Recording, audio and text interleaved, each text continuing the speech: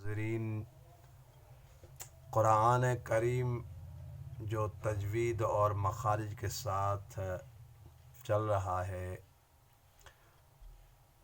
آپ کو کل لیسن نمبر 14 پڑھایا تھا، جس میں آپ کو بتایا تھا کہ اخفا کس کو کہتے ہیں اور نون غنہ کس کو کہتے ہیں۔ اخفا کا طریقہ آج میں بتا دوں گا، اخفا کیسے کیا جاتا ہے۔ 14 نمبر یعنی آج لیسن نمبر 15 ہے۔ اخفا ناک میں آواز لے جا کر چھپانے کو اخفا کہا جاتا ہے۔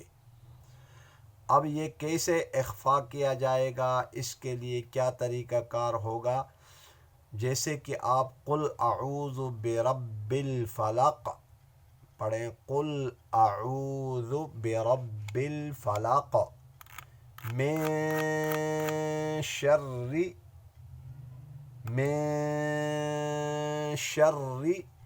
آپ کو میں دکھا دیتا ہوں، آگے قرآن کریم میں آپ کو یہاں دکھا دوں گا کہ من شر ما خلق، من شر میں آپ ابھی یہاں آپ دیکھ لیجئے گا، یہاں اب یہ دیکھیں نون ساکن کے بعد، یہ نون ساکن ہے اور اس کے بعد آپ کے سامنے یہاں حروف اخفا میں سے شین آ گیا، میں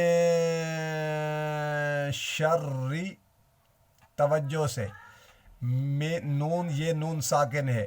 میں نے آپ کو بتایا تھا نون ساکن کے بعد حروف اخفا میں سے کوئی حرف آ جائے یا نون تنوین، دو زبر دو زیر کے بعد اگر ان حروفوں میں سے کوئی حرف آ گیا تو وہاں اخفا کیا جائے گا، ناک میں آواز لے جا کر چھپا کر پڑھیں گے، میں شر ما خلق، یہاں حروف قلقلہ ہے، ما خلق۔ آگے دیکھیں وَمِن شر، یہاں نون ساکن ہے، اس کے بعد کیا آ گیا؟